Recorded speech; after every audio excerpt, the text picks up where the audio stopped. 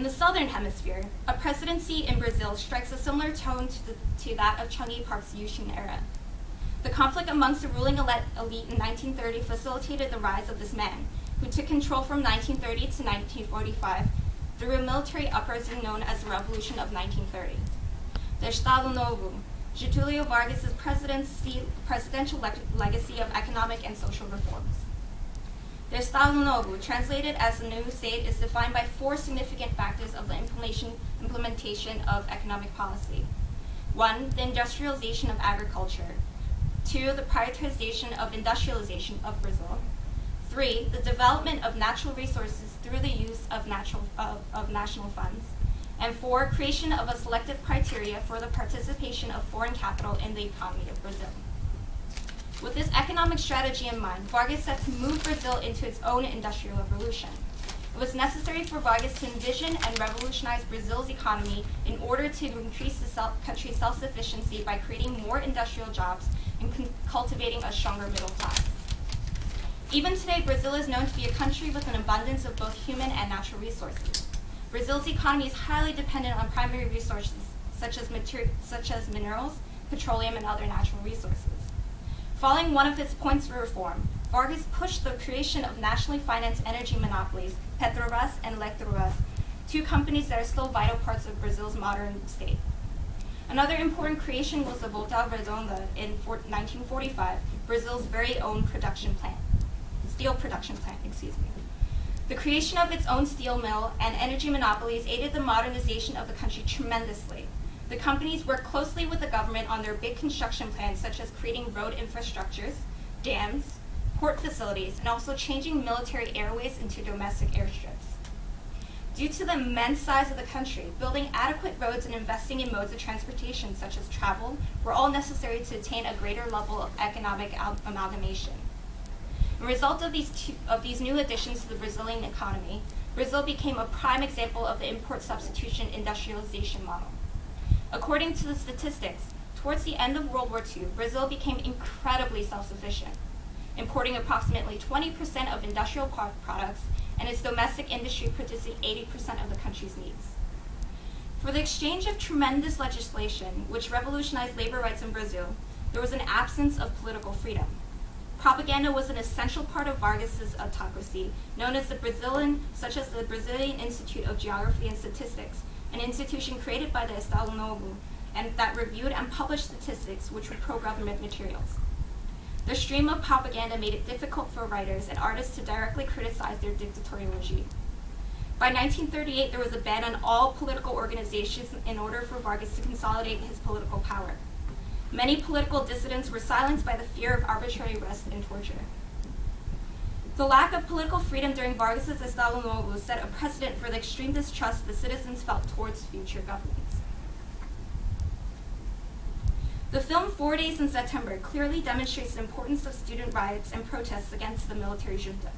An example of a past protest would be the movement against the infamous Bloody Friday in 1968.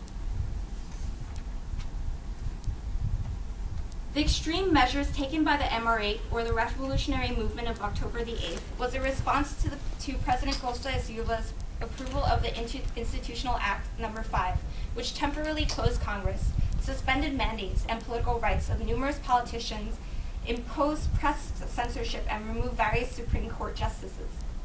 Bounded and driven by communist ideals, the involvement of several characters are explored in the movie: Paulo, Maria, Marçal, René, Toledo, Jonas, Julio, and Oswaldo, the members of the MR8.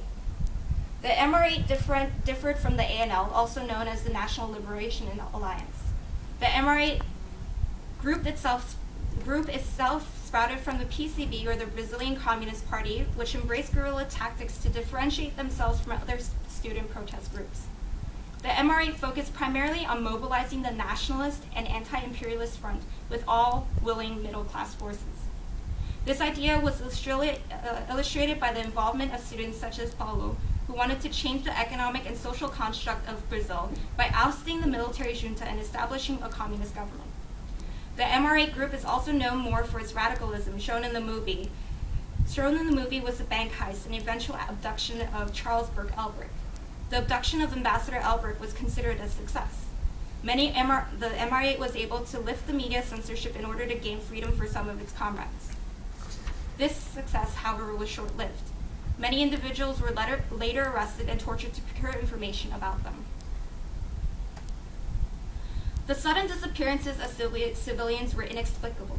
This fueled the violence between student groups and the police. The events escalated and the war and the violence dragged on.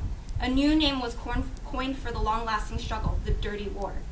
The civilians were becoming restless due to the oppression of the freedom of speech and negligence of the state to deal with the economic and social issues that were deemed important by these political factions. The actions taken by the students were necessary checks to the Brazilian government's power, reminding the leaders that the civilians still had a voice, regardless of the legality of expressing themselves. Although South Korea and Brazil seem to have similar histories, the biggest distinction to make between the two would be the origin of citizens themselves. Unlike Korea, Brazil is not comprised of a homogeneous population. In the past, Africans were introduced as slaves to plantation owners in Brazil, and many others have immigrated or migrated over to the country throughout the years. Gilberto Freire's idea of Brazil's civilization being luso-tropical is true. The social implications of economics and politics differ from Korea in the sense that it is more complex. However, both Park and Vargas worked to integrate populist ideas into their personalist regimes by trying to promote social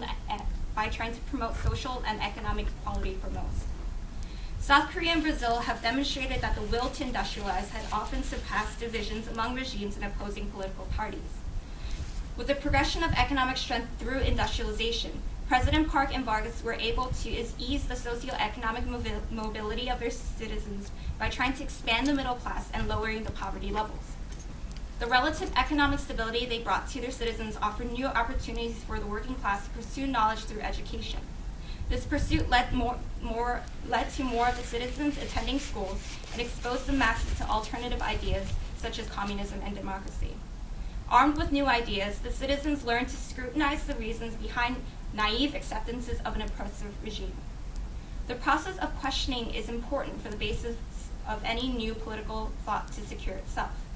It creates the necessity and the want to bring change to one's environment. For Brazil and Korea, democracy was the paved new way. Thank you.